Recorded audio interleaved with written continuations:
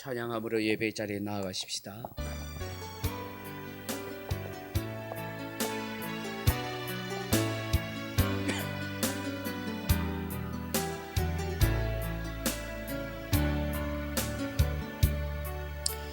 무엇과도 주님을 바꾸지 않으리. 다른 어떤 은혜 구하지 않으리. 오직 주님만이 내 삶의 도움이시니 주의 얼굴 보기 원합니다. 주님 사랑해요.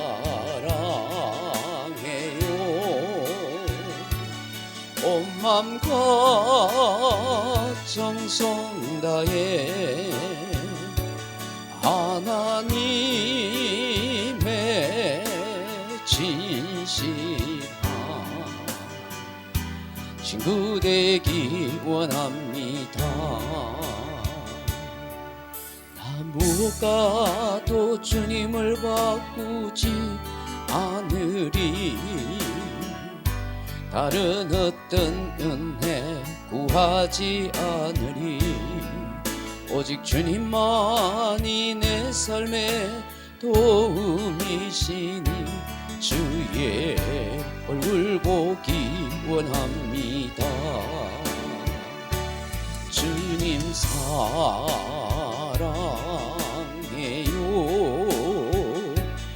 온 맘과 정성 다해 하나님의 진실한 친구 되기 원합니다. 아멘. 시간이 되었으므로 우리 다 같이 마음을 모두어서 묵상 기도드림으로 예배 자료 나아가겠습니다.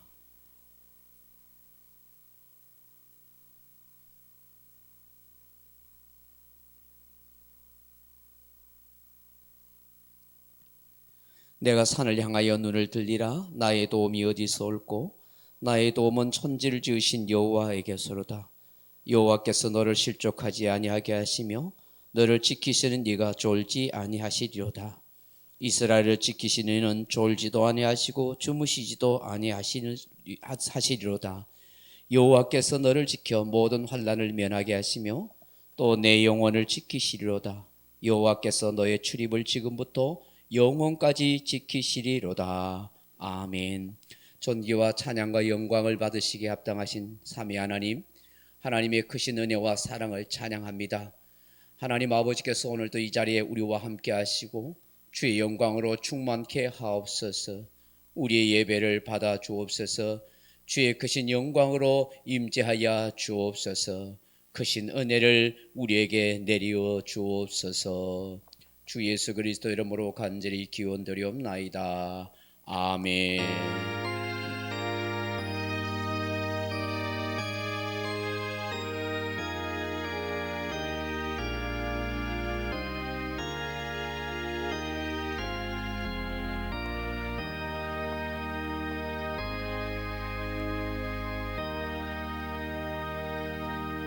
왕이신 나의 하나님 찬양하겠습니다.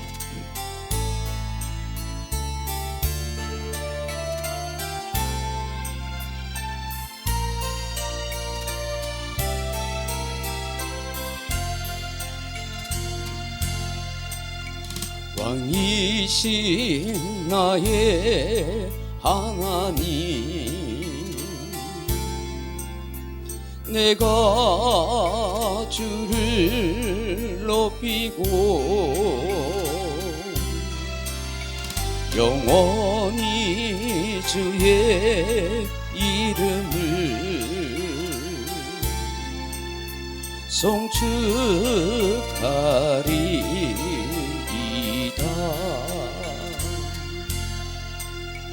왕이신 나의 하나님,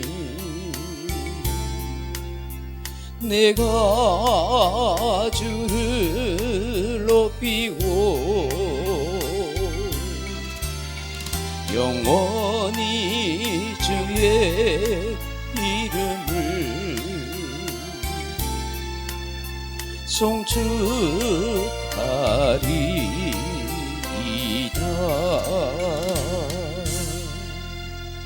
다 같이 사도신경으로 신앙 고백 드리겠습니다. 전능하사 천지를 만드신 하나님 아버지를 내가 믿사오며 그 외아들 우리 주 예수 그리스도를 믿사오니 이는 성령으로 잉태하사 동정녀 마리아에게 나시고 본디오 빌라도에게 고난을 받으사 십자가에 못 박혀 죽으시고 장사한 지 사흘 만에 죽은 자 가운데서 다시 살아나시며 하늘에 오르사 전능하신 하나님 우편에 앉아 계시다가 저려서 산자와 죽은 자를 심판하러 오시리라. 성령을 믿사오며 거룩한 공회와 성도가 서로 교통하는 것과 죄를 사하여 주시는 것과 몸이 다시 사는 것과 영원히 사는 것을 믿사옵나이다. 아멘. 찬송가 맨 뒤쪽에 보시면 교동문 1번 시편 1편이 있습니다. 교동문 1번 시편 1편이 있습니다. 교동문 1번 시편 1편입니다. 복 있는 사람은 악인들의 꾀를 따르지 아니하며 죄인들의 길에 서지 아니하며 오직 여호와의 율법을 즐거워하여 그는 시냇가에 심은 나무가 철을 따라 열매를 맺으며 악인들은 그렇지 아니하며 그러므로 악인들은 심판을 견디지 못하며 무릇 의인들의 길은 여호와께서 인정하시나 악인들의 길은 망하리로다. 아멘. 찬송가 482장 찬송 한 장 드리겠습니다. 찬송가 482장입니다.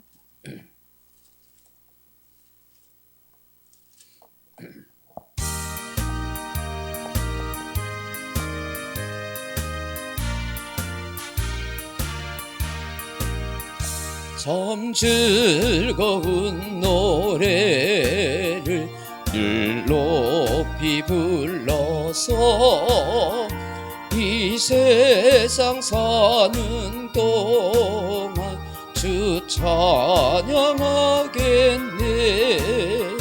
복 주실 산에 올라 멀리 바라보니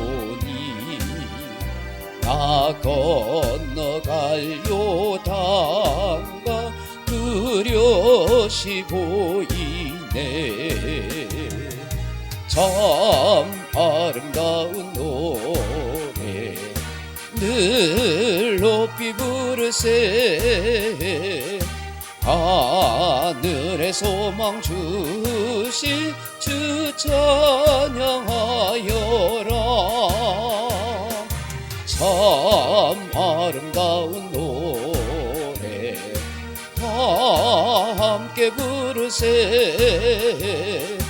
하늘의 기쁨 주신 주 찬양하여라. 참 즐거운 노래를 늘 높이 불러서 내 영혼 구원하시 주 찬양하겠네. 땅 위의 성도들이 부르는 노래에 저 하늘의 천사들 다 와답하겠네. 참 아름다운 노래 늘 높이 부르세. 하늘의 소망 주신 주 찬양하여라. 참 아름다운 노래 다 함께 부르세. 하늘의 기쁨 주신 주 찬양하여라. 참 즐거운 노래를 늘 높이 불러서 만왕의 왕 되신 주 나 찬양하겠네. 거룩한 하늘 노래 들려올 그때에 참 그립던 주님을 반가이 대하리. 참 아름다운 노래 늘 높이 부르세. 하늘의 소망 주신 주 찬양하여라. 참 아름다운 노래 함께 부르세. 하늘의 기쁨 주신 주 찬양하여라. 다 같이 기도드리겠습니다. 고맙고 감사하신 아버지, 주의 은혜와 사랑을 감사드립니다. 지난 또 설 명절을 또 잘 지낼 수 있도록 도와주시고 또 이렇게 예배 자리에 나올 수 있게 하신 것 감사드립니다. 하나님의 위로와 평강이 늘 우리와 함께 하시고 아버지의 뜻을 따라 살아가기에 부족함 없는 믿음의 성도들이 다 되게 하여 주옵소서. 아버지, 우리의 생활 가운데서 늘 하나님의 역사하심이 체험되어지게 도와주시고 하나님을 의지하는 믿음이 더 굳건해질 수 있도록 도와주옵소서. 사랑하는 아버지 하나님, 코로나 바이러스가 더 많이 기승하여 우리의 마음이 심히 염려스러운 점이 있습니다. 하나님께서 역사하여 주시고 이 모든 것을 잘 이기고 극복해 갈 수 있도록 돌봐 주옵소서. 주의 사랑하는 백성들 하나님 함께하여 주옵소서. 여러 가지 뜻하지 않는 병 중에 또 여러 가지의 아픔이 있는 성도도 있습니다. 주님이 고쳐주시고 치료하여 주시고 주님의 능력의 손길로 깨끗이 고쳐주시기를 간절히 소망합니다. 사랑하는 주님, 우리 소중한 교회를 사랑하시고 붙들어 주시고 성령의 은혜의 역사가 함께해 주시고 모든 성도들이 하나님의 은혜와 복을 누릴 수 있도록 축복하옵소서. 마음의 소원을 담아 기도하는 것들이 꼭 이루어지는 역사가 있게 하시고 하나님의 뜻 가운데 성취되어지는 역사가 있게 하여 주옵소서. 이 나라 이 민족을 하나님 붙들어 주시고 하나님이 기뻐하시는 복된 나라 민족이 될 수 있도록 하나님이 은혜를 베풀어 주시기를 간절히 빌고 원합니다. 이 예배 시작을 하나님께 의탁합니다.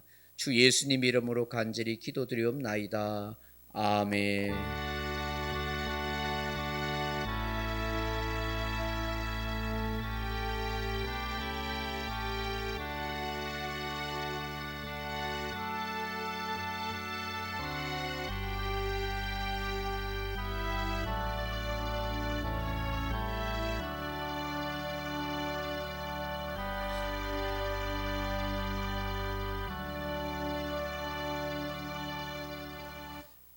오늘 우리에게 주실 하나님의 말씀은 구약성경 이사야 30장 15절로 19절 말씀을 같이 보겠습니다.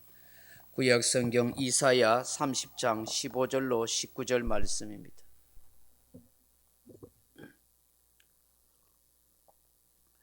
제가 가진 성경은 1003페이지입니다. 1003페이지. 1002페이지입니다. 이사야 30장 15절로 19절 말씀. 이사야 30장 15절로 19절 말씀입니다. 우리 같이 한 목소리를 같이 한번 읽어볼까요? 주 여호와 이스라엘의 거룩하신 이가 이같이 말씀하시되 너희가 돌이켜 조용히 있어야 구원을 얻을 것이요 잠잠하고 신뢰하여야 힘을 얻을 것이거늘 너희가 원하지 아니하고 이르기를 아니라 우리가 말 타고 도망하리라 하였으므로 너희가 도망할 것이요 또 이르기를 우리가 빠른 짐승을 타리라 하였으므로 너희를 쫓는 자들이 빠르리니 한 사람이 꾸짖은즉 1000사람이 도망하겠고 5이 꾸짖은즉 너희가 다 도망하고 너희 남은 자는 겨우 산꼭대기에 깃대 같겠고 산마를 위에 기치 같으리라 하셨느니라. 그러나 여호와께서 기다리사나니 이는 너희에게 은혜를 베풀려 하심이요 일어나시리니 이는 너희를 긍휼히 여기려 하심이라. 대저 여호와는 정의의 하나님이심이라. 그를 기다리는 자마다 복이 있도다. 시온에 거주하며 예루살렘에 거주하는 백성아, 너는 다시 통곡하지 아니할 것이라. 그가 내 부르짖는 소리로 말미암아 내게 은혜를 베푸시되 그가 들으실 때에 내게 응답하시리라. 아멘. 오늘 예배 오신 여러분들에게 하나님의 크신 은혜와 평강이 함께하기를 주님의 이름으로 축복합니다. 오늘 이사야 30장 15절로 19절 말씀 가지고 이제는 정말이란 제목으로 함께 말씀의 은혜를 나누고자 합니다. 오래전에 모 방송국에서 6.25 한국 전쟁 드라마를 방영한 적이 있습니다. 실화를 바탕으로 한 드라마였습니다. 그 드라마의 주인공은 북한에 고향을 둔 실향민입니다. 일찍 아버지를 잃고 가난하지만 홀 어머니와 함께 살갑게 살아가고 있었습니다. 어머니는 바느질로 통해서 아들을 뒷바라지합니다. 어머니는 늘 동구 밖까지 학교에 갔다 오는 아들을 기다리고 있었습니다. 아들은 그런 엄마를 볼라치면 한달음에 달려가서 엄마 하고 그렇게 부르면서 품에 안깁니다. 그리고 기분 좋게 손을 잡고 노래를 부르며 돌아오곤 했습니다. 그러다가 일본의 항복과 함께 해방을 맞이합니다. 그런데 불행히도 북한은 소련의 관할하에, 남한은 미국의 관할하에 놓이게 됩니다. 이내 북조선은 전쟁 준비를 하며 많은 젊은이를 징집하게 됩니다. 청년이 된 아들도 이 징집당할 위기에 처합니다. 할 수 없이 서울에 있는 친척 집으로 잠시 피신하려고 그렇게 떠나갑니다. 그리고 곧 고향으로 돌아오겠다, 어머니를 모시러 오겠다고 그렇게 약속하고 떠나갑니다. 그렇게 헤어진 어머니와 아들은 결국 영영 이별하게 됩니다. 6.25 전쟁의 소용돌이 속에서 또 휴전선이 갈라지면서 다시 볼 수 없는 처지에 놓이게 된 것입니다. 어머니는 그렇게 홀로 남겨진 채 아들이 돌아오기만을 기다리고 또 기다리면서 동구 밖에 서 있습니다. 아들 또한 안타까운 눈물만 훔친 채 세월을 보내다가 어느새 반백의 노인이 되고 말았습니다. 노인이 된 아들은 이렇게 되뇌입니다. 어머니가 아직 살아계신다면 여전히 나를 동구 밖에서 기다리고 또 기다리고 있을 거야. 동구 밖에서 기다리는 어머니의 모습을 크로즈업하면서 또 아들이 연신 눈물을 흘리는 모습을 보여주면서 드라마는 그렇게 끝이 납니다. 아들도 어머니도 다시 만날 날을 고대하고 기다리고 또 기다리는 그런 안타까운 모습인 것이죠. 참으로 코끝이 찡할 정도로 슬픔과 함께 감동이 밀려왔습니다. 누군가가 나를 기다려준다는 사실이 얼마나 행복한 일인지요. 나를 기다려주는 부모가 있고 아내가 있고 남편이 있고 가족이 있고 자녀가 있고 형제가 있고 성도가 있다는 것이 얼마나 복된 일인가 하는 것입니다. 사랑하는 성도 여러분, 오늘 본문에서 보면 이사야 선지자가 안타까운 심정으로 외치고 또 외칩니다. 이스라엘 백성들 하여 간절히 부르짖어 말합니다. 그가 던지는 메시지가 무엇일까요? 우리를 기다려주시는 하나님을 알라고 말씀하는 것입니다. 오늘 본문 18절 말씀을 보시면 여호와께서 기다리시나니 그들 기다리는 자마다 복이 있도다라고 그렇게 하십니다. 여기에 기다리라는 말이 하카라는 말인데 원래 의미는 부착하다 하는 뜻인데 바라다, 기대하다, 희망하다, 앙망하다 하는 뜻입니다. 이 말은 하나님께서 이스라엘 백성들에 대한 기대감을 결코 접지 않으시겠다는 것입니다. 끝까지 그들을 떠나지 않고 그들을 포기하지 않고 그들에게 기대하면서 소망을 두고 계시겠다고 말씀하는 것입니다. 범죄한 이스라엘 백성들은 끊임없이 하나님을 긴찮게 생각했습니다. 하나님을 경외하는 신앙보다 우상을 더 좋아했고 선지자가 전하여주는 하나님의 말씀이 필요 없다고 그렇게 말합니다. 하나님, 우리의 삶의 기준이 되는 율법의 말씀을 무시합니다. 경고해주는 이사야 선지자의 말씀 대신에 부드러운 말, 좋은 말 해라, 심지어 거짓말 듣는 것이 더 좋다는 그런 강박한 마음이 됩니다. 하나님의 도움 없이 자기들의 힘으로 살려고 합니다. 또 이웃 애굽의 나라나 다른 여러 나라의 도움을 구하려 다녔습니다. 그런 이스라엘 나라를 보고 있는 하나님의 마음은 어떠하겠습니까? 그들의 끝은 불보듯 뻔한 것입니다. 결코 애굽이나 어떤 나라의 도움으로 살 길이 없는 것입니다. 거대한 아수르 제국이, 거대한 바벨론 제국이 이 이스라엘 나라를 침략해 오는데 다른 나라의 도움으로는 결코 살 수가 없습니다. 이렇게 무지하고 어리석은 이스라엘 대하여 하나님께서 기다리시겠다는 것입니다. 그들이 돌아오기를 기다리시는 하나님, 그들이 변화되기를 기다리시는 하나님, 그들이 회개하고 하나님을 찾기를 기다리시는 하나님이시라는 것입니다. 그 하나님이 눈물 나는 기다림으로 함께해 주시겠다고 말씀하고 있습니다. 어쩌면 하나님은 이스라엘 향했던 그 마음처럼 저와 여러분에게도 그런 마음을 품고 계시고 있는지 모르겠습니다. 기다림은 신비입니다. 역설입니다. 기다림은 오래 참고 또 참는 것입니다. 아이를 뱃속에 잉태한 어머니가 기다려야 합니다. 출산하기까지 그냥 기다려야 합니다. 기다림은 결코 쉬운 일이 아닙니다. 기다림은 고통입니다. 그래서 기다림이 힘든 것입니다. 사람들이 왜 분노합니까? 기다리고 기대했던 일이 빨리 이루어지지 않기 때문입니다. 왜 우리는 기다리면서 힘들어하고 고통스러워할까요? 그 이유는 우리가 기다리는 동안에 하나님이 조용히 일하고 계시는 것을 보지 못하고 느끼지 못하기 때문인 것입니다. 하나님이 기다리시겠다는 것이 무슨 뜻이겠습니까? 하나님의 때, 하나님의 시간, 하나님의 정한 카이오스의 시간을 기다리겠다는 것입니다. 하나님이 언젠가는 계시하셔서 버이데이가 오면 그 기다릴 때가 되면 하나님이 역사하시고 은혜를 베푸신다는 것입니다. 오늘 본문에 보십시오. 여호와 하나님께서 기다리시는 것은 바로 너희에게 뭘 하기 위함이라고요? 은혜를 베풀려 하심이라, 그렇게 말씀하십니다. 우리 중에 기다림에 지쳐서 낙심한 사람도 있을 것입니다. 충분히 이해가 됩니다. 우리 모두가 그런 경험을 하지 않습니까? 그렇지만 너무 낙심하거나 절망하지 마십시오. 우리가 기다리고 있는 그 어떤 순간에도 하나님은 일하고 계시고 하나님은 은혜를 주시려고 준비하고 계신다는 사실을 믿어야 합니다. 우리는 너무나 빠른 속도에 집착하는 시대 속에 살고 있습니다. 모든 것이 빨리빨리 즉각적으로 이루어지지 않으면 견디지 못하는 세대입니다. 그렇지만 우리 인생은 속도에서 결정되는 것이 아닙니다. 행복도 속도에 의해서 이루어지지 않습니다. 오히려 너무 빠른 속도 때문에 인생을 망치고 자연을 망치는 경우가 얼마나 많습니까? 우리의 영혼은 잠잠히 하나님을 기다려야 합니다. 하나님의 때를 조용히 기다려야 합니다.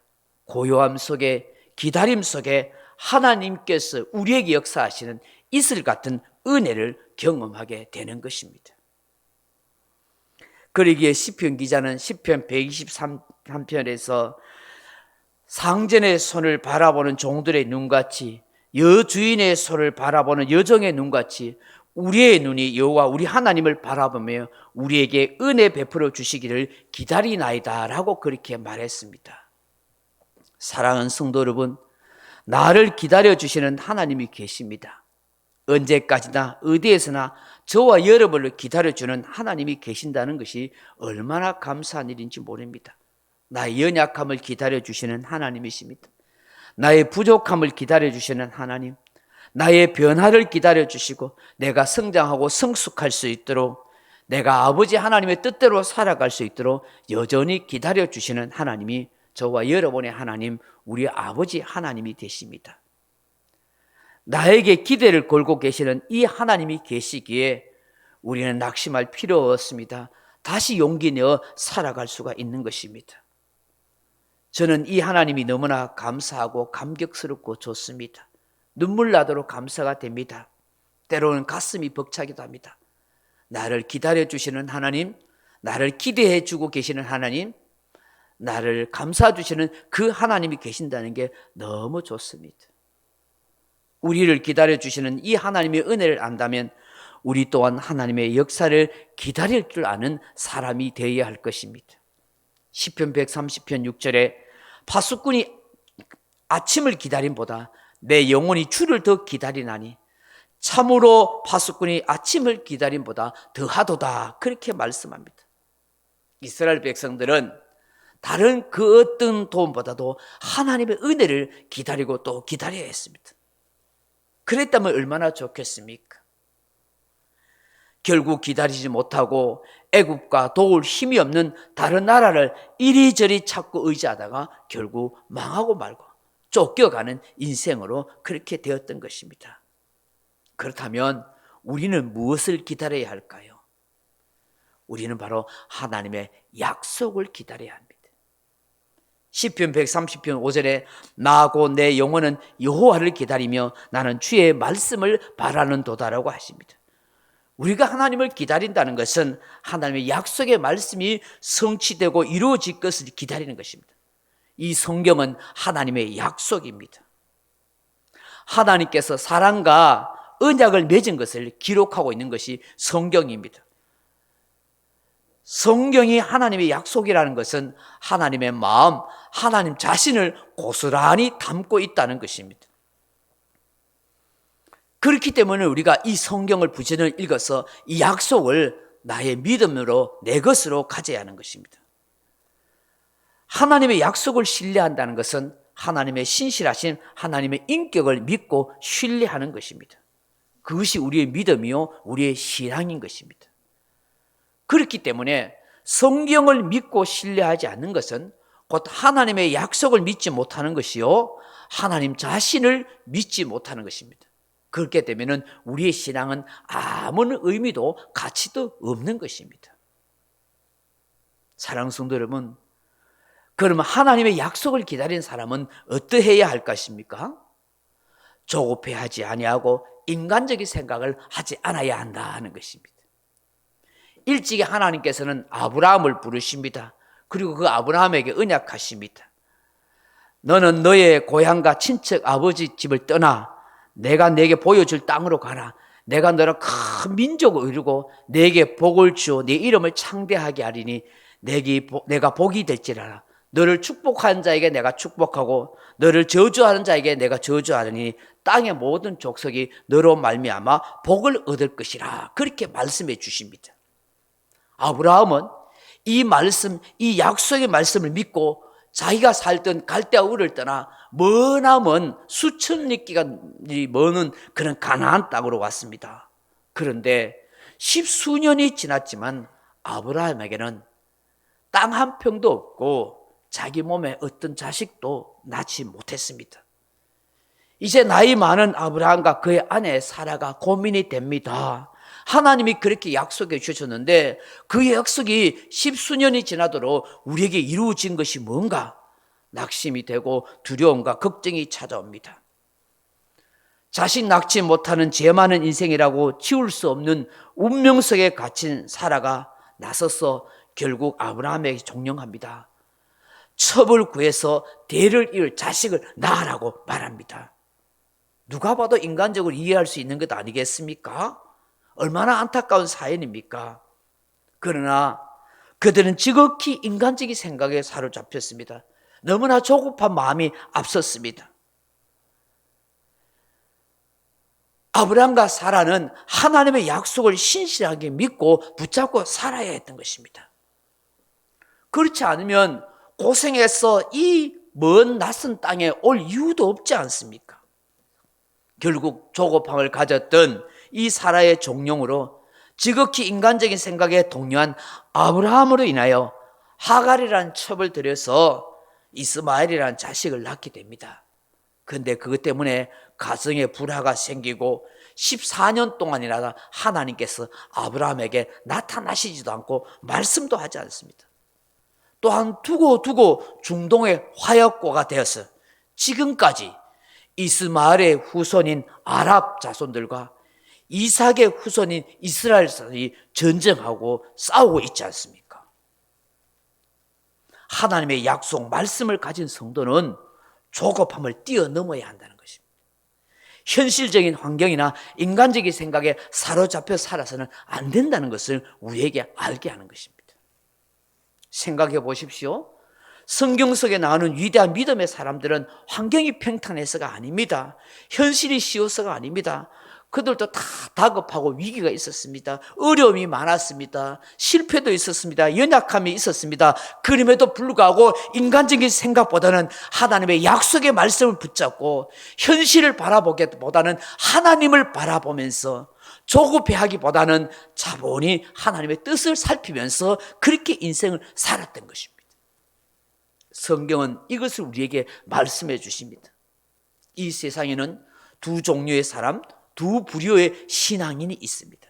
하나는 인간적인 눈으로 현실과 환경만을 바라보면서 사는 육신적인 사람이요, 또 한 사람은 하나님의 말씀, 약속을 붙잡고 그 하나님의 신실하심을 믿고 조급함도 인간적인 생각도 내려놓고 오직 영적으로 믿음으로 하나님의 뜻을 구하면서 사는 그런 신앙의 사람이 있다는 것입니다. 여러분은 어느 편에 속한 사람입니까? 하나님의 말씀, 약속을 붙잡고 조급함과 인간적인 생각을 뛰어넘을 수 있는 그런 신앙의 사람, 영적인 사람, 하나님이 신뢰하는 믿음의 사람이 다 될 수 있기를 축복합니다. 둘째로 하나님의 약속을 믿고 사는 성도는 어때야 합니까? 끝까지 참고 인내해야 합니다. 왜 우리들은 기다리지 못하여 불평하고 시험에 들고 좌절하는 것일까요? 그 이유 중에 하나가 기다린다는 것이 그 과정이 칠흑같이 어둡기 때문입니다. 혼돈스럽고 두려움이 찾아오기 때문인 것입니다. 수몬크 키드라는 분의 기다림이라는 책에서 계란이 부화하는 과정을 통해 이 사실을 잘 설명합니다. 계란은 부화를 통해서 병아리가 된다. 부화한다는 것은 발육에 필요한 조건을 조성한다는 뜻이다. 그 조건이 무엇일지 궁금했다. 그때 퍼뜩 깨달았다. 어둠이었다. 모든 생물은 어둠 속에서 부화한다. 비로소 나는 내가 처한 어둠이 거룩한 어둠임을 알았다. 나는 뭔가 새로운 것을 부화하고 있었다. 새 생명이 자라 출현할 때마다 그 과정에는 어둠이 꼭 필요하다. 번데기 안에 애벌레든지 땅속에 있는 씨앗이든 태내에 있던 아이든 영혼 안에 참자든 모든 어둠 속에서 기다리는 시간이 있다. 우리의 삶에 어둠이 있다는 것, 혼돈스러움이 있다는 것, 두려움이 있다는 것은 새로운 삶, 새로운 생명, 새로운 인생을 살기 위한 준비요 과정이라는 것입니다. 어두움 뒤에는 밝은 빛남이 있고, 혼돈스러움 뒤에는 찬란한 질서가 있고, 두려움 뒤에는 말할 수 없는 샬롬, 평강이 찾아온다는 것입니다. 우리가 이것을 알고 보고 믿게 될 때 어떤 상황 속에서도 참을 수 있고 인내하게 됩니다. 불평할 것도 없고 시험 들 것도 없고 좌절할 까닭도 없다는 것입니다. 약속의 하나님의 말씀이 나의 생애를 붙들고 인도해 가시기 때문입니다. 지금은 칠흑같이 어두워도 언젠가는 밝은 빛난 인생이 있고, 지금은 혼돈스러워도 언젠가는 질서 있는 인생이 되어질 것이고, 지금은 두려움이 찾아와도 언젠가는 나의 마음에 평강이 찾아오는 그날이 있기 때문인 것입니다. 히브리서 기자는 히브리서 6장 11절에 이렇게 말씀합니다. 우리가 간절히 원하는 것은 너희 각 사람이 동일한 부지런함을 나타내어 끝까지 소망의 풍성함에 이르러 게으르지 아니하고 믿음과 오래 참으로 말미암아 약속들을 기업으로 받는 자들을 본받는 자 되게 하려 하는 것이라 하십니다. 이 말씀 속에서 끝까지 믿음과 오래 참음이란 단어를 생각해 보십시오. 우리 신앙생활의 핵심적인 단어와 말씀입니다. 끝까지 중단 없음, 마지막까지라는 의미인 것입니다. 우리 신앙은 땅이 아닙니다. 궁극적으로 천국문에 입성할 때까지입니다. 그때까지 우리가 믿음을 지켜야 합니다. 그 믿음을 지키기 위해서 오래오래 참아야 합니다. 이것이 진정 우리로 하여금 소망이 있는 성도가 되게 하는 것입니다. 하나님의 약속을 믿는 성도, 예수님께서 다시 오시겠다, 우리를 구원해 주시겠다, 우리를 천국으로 인도해 주겠다는 이 약속의 말씀을 믿는 성도는 끝까지 인내하고 믿음으로 살아간다는 것입니다. 그럴 때 그 약속을 받게 되고 마침내 천국에 입성하게 되고 하나님의 품 안에 안기는 복된 인생이 된다는 것입니다. 예수님께서 이 사실을 우리에게 보여주시고 말씀하셨고 우리 또한 이 삶을 따라가야 하는 것입니다. 셋째로, 하나님의 약속을 믿는 성도는 어때야 합니까? 기도해야 합니다. 기도해야 합니다. 사랑하는 성도 여러분, 하나님이 약속한 것을 기다릴 때 우리가 할 수 있는 가장 좋은 일은 기도하는 것입니다. 인내 중에 희망을 상실하지 않기 위해서 우리는 약속의 말씀을 붙잡고 기도해야 합니다. 우리가 기도할 수 있는 것은 하나님의 신실하신가 그 성품 때문입니다. 그리고 무한한 하나님의 능력 때문입니다. 아브라함이 하나님을 끝까지 믿고 따라갔던 것도, 야곱의 인간적인 야욕을 버리고 하나님의 사람이 될 수 있었던 것도, 다윗이 고난 가운데도 주옥 같은 시편을 기록할 수 있었던 것도 하나님의 신실하신가 그 하나님의 무한한 능력을 믿었기 때문입니다. 그렇기 때문에 그들은 인생의 중요한 고비마다, 힘들 때마다 기도하면서 인생을 문제를 풀어갔던 것입니다. 기도할 때 우리의 믿음이 강해지기 시작합니다. 기도할 때 우리 마음의 소망이 든든해지고 견고해집니다. 기도할 때에 하나님의 역사하심이 시작되어지는 것입니다. 성경에는 수많은 약속이 있습니다. 이 약속을 알기 위해서 우리가 성경을 읽습니다. 그러나 그 약속을 아무리 많이 읽고 알아도 내 것, 우리의 것이 되기 위해서는 기도함으로 그 약속을 붙잡고 살아야 하는 것입니다. 그때 그 하나님의 약속이 우리의 삶 속에 성취되어지는 것입니다. 고린도후서 1장 20절에 하나님의 약속은 얼마든지 그리스도 안에서 예가 되니 그런즉 그로 말미암아 우리가 아멘하여 하나님께 영광을 돌리게 되느니라 하십니다. 우리가 언제 아멘합니까? 예수님의 이름으로 기도할 때 아멘하는 것 아닙니까? 예수님은 하나님의 약속을 붙잡고 기도하라고 말씀하십니다. 요한복음 14장 13절에 너희가 내 이름으로 무엇이든지 구하든지 내가 행하리니 이는 아버지로 하여금 아들로 말미암아 영광을 받으시게 하려 함이라 하십니다. 오늘 본문 19절에서도 하나님이 뭐라고 말씀합니까? 시온에 거주하며 예루살렘에 거주하는 백성아 너는 다시 통곡하지 아니할 것이라. 그가 내 부르짖는 소리로 말미암아 내게 은혜를 베푸시고 그가 들으실 때에 내게 응답하시리라. 응답하신다고 말씀합니다. 하나님의 약속을 믿는 성도는 기도하는 성도입니다. 하나님의 때에 역사할 때까지 기도하면서 인내하고 기다리는 것입니다. 오늘 우리 소중한 성도님들도 더 많이 기도하면서 하나님의 때에 은혜를 구할 수 있는 그런 성도가 다 되기를 주님의 이름으로 축원합니다. 사랑하는 성도 여러분, 오늘 이사야 선지자가 또 외친 하나님은 또 어떤 하나님이십니까? 오늘 18절에 보면 긍휼을 베푸시는 하나님이시다 그렇게 말씀합니다. 그러나 여호와께서 기다리시나니 이는 너희에게 은혜를 베풀려 하시며 일어나시리니 이는 너희를 긍휼히 여기려 하심이라 그렇게 말씀합니다. 여기 일어나다는 말이 누움이라는 말인데 높아지다, 일어나다는 하나님이 구원의 역사를 펼치시기 위해서 결연한 의지로 지금 역사하신다는 것입니다. 하나님의 말씀을 듣지 않고 하나님을 섬기지 않고 온갖 도덕적으로 부패하고 타락하고 자기 잘났다고 살아가던 그 이스라엘 백성들, 하나님 의지하기보다는 다른 나라를 붙들고 살다가 그냥 아수르와 바벨론의 침략을 받아서 도망치고 쫓겨가고 비참한 시세가 있는 저희 사람들을 바라보던 하나님께서 다 긍휼의 마음을 갖고 계셨어요. 그래서 다시 그들을 도우시려고 일어났다는 거예요. 이렇게 긍휼히 여기다는 말이 라함이라는 말인데 측은히 여기다, 불쌍히 여기다, 동정하다 하는 뜻입니다. 어리석고 잘못된 생각과 판단으로 징계와 고통과 괴로움을 당하는 그 백성들을 하나님이 도우시겠다고 그렇게 역사하셨다는 것입니다. 하나님은 오늘도 예수 그리스도를 통해서 저와 여러분에게 긍휼의 마음을 품고 역사하십니다.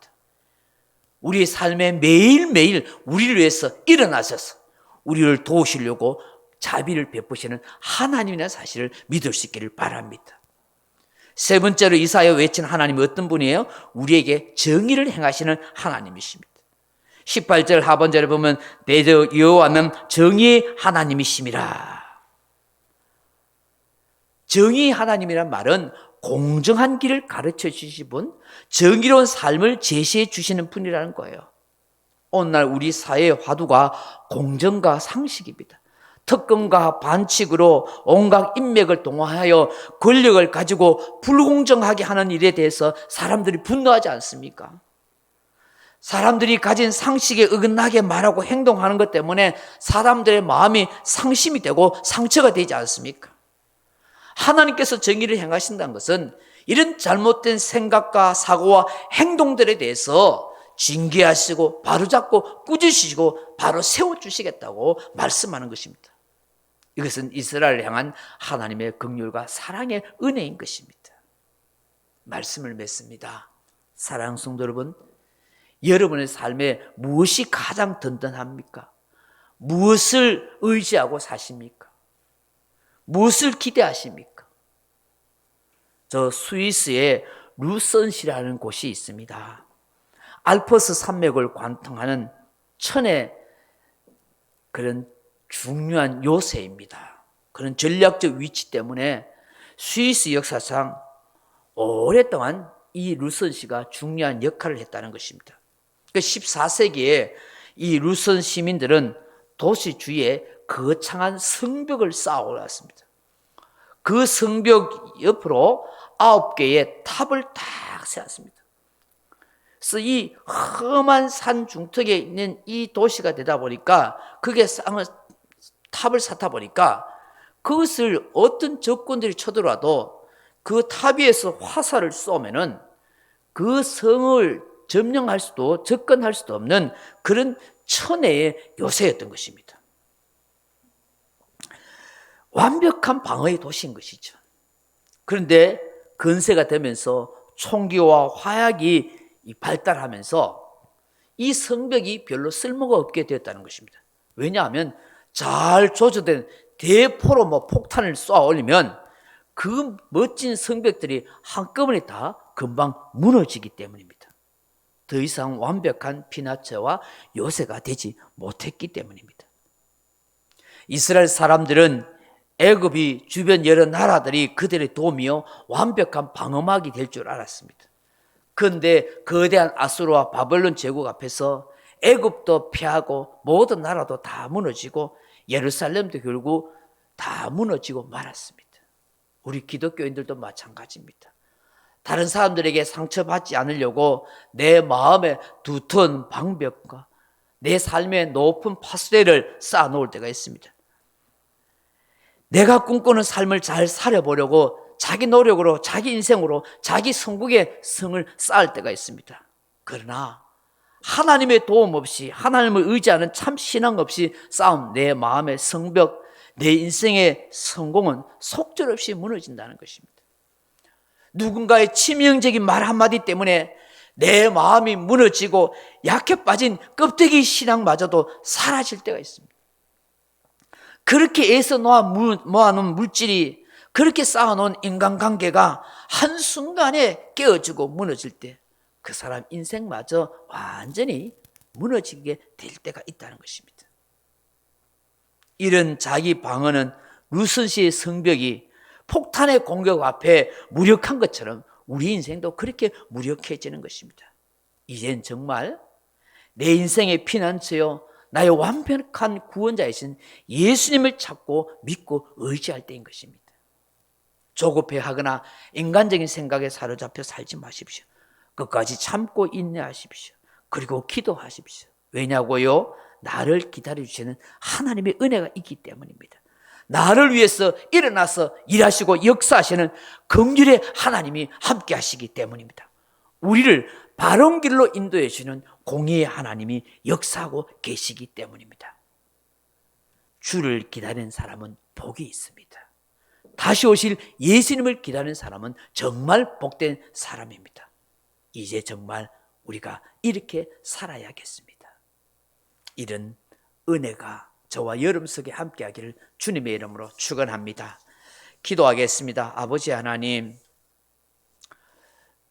이 험한 세상 속에서 우리가 무엇을 의지하고 기대하고 살아가야 할까요?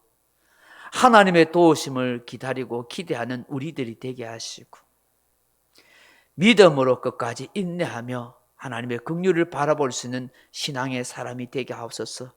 우리를 공의로운 길로 인도하시는 그 하나님을 의지하며 살아갈 수 있는 우리 성도들이 되게 하여 주옵소서. 어떠한 환경과 형편 속에서도 끝까지 주님을 신뢰할 수 있는 믿음의 성도들이 다 되도록 역사해 주옵소서. 예수님 이름으로 기도하옵나이다. 아멘. 찬송가 292장입니다. 찬송가 292장입니다.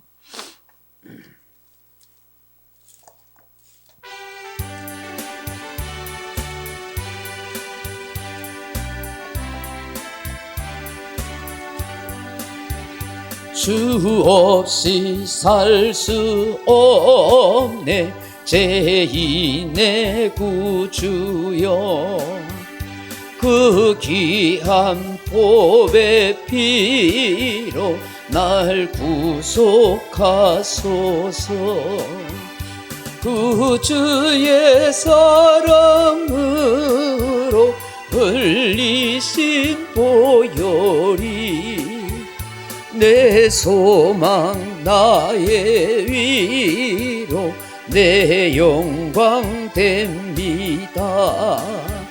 주 없이 살 수 없네 나 혼자 못 서리 힘없고 부족하며 지혜도 없도다 내 주는 나의 생명 또 나의 힘이라 주님을 의지하여 지혜를 얻으리 주 없이 살 수 없네 내 주는 아신다 내 영의 깊은 강구 마음의 소원을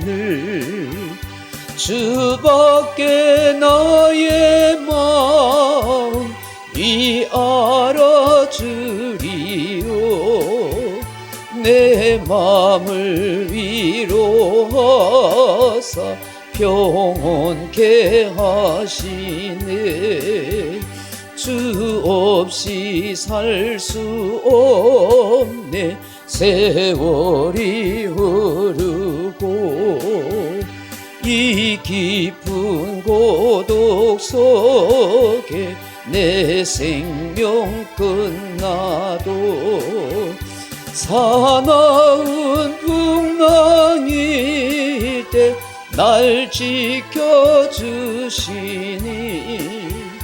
내 곁에 계신 주님 늘 힘이 됩니다.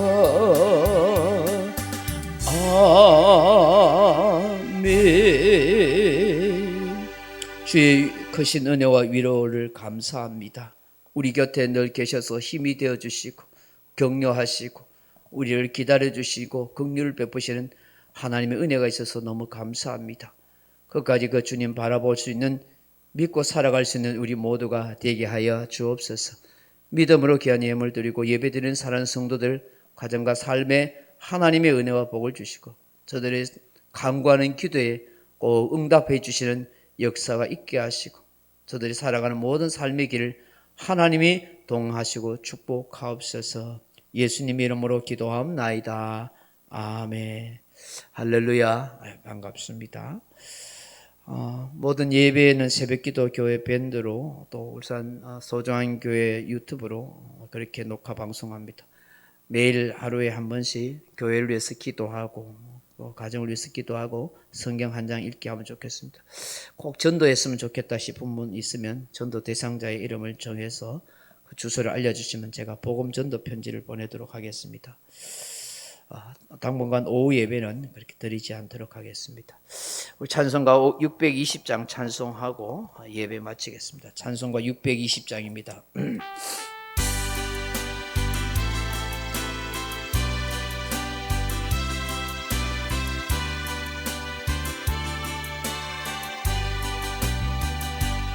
여기에 모인 우리 주의 은총 받은 자여라. 주께서 이 자리에 함께 계심을 아노라. 언제나 주님만을 찬양하며 따라가리니 시험을 당할 때도 함께 계심을 믿노라. 이 믿음 더욱 굳세라. 주가 지켜주신다. 어둠 밤에도 주의 밝은 빛 인도하여 주신다. 주님이 뜻하시니 헤아리기 어렵더라도 언제나 주 뜻 안에 내가 있음을 아노라. 사랑의 말씀들이 나를 더욱 새롭게 하니 때로는 넘어져도 채우승 이를 믿노라. 이 믿음 더욱 굳세라. 주가 지켜주신다. 어둠 밤에도 주의 밝은 빛 인도하여 주신다. 여기에 모인 우리 사랑받는 주의 자녀라. 주께서 뜻하시니 우리 통해 펼치신다. 고통과 슬픔 중에 더욱 주님 의지하오니 어려움 이겨내고 주님 더욱 찬양하라. 이 믿음 더욱 굳세라. 주가 지켜주신다. 어둠 밤에도 주의 밝은 빛 인도하여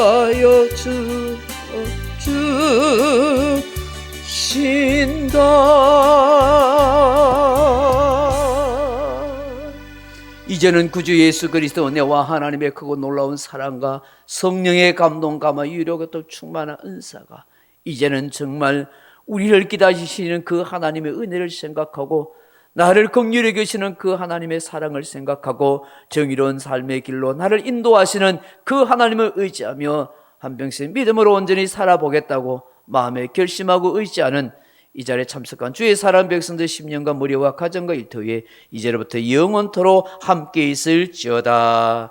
아멘.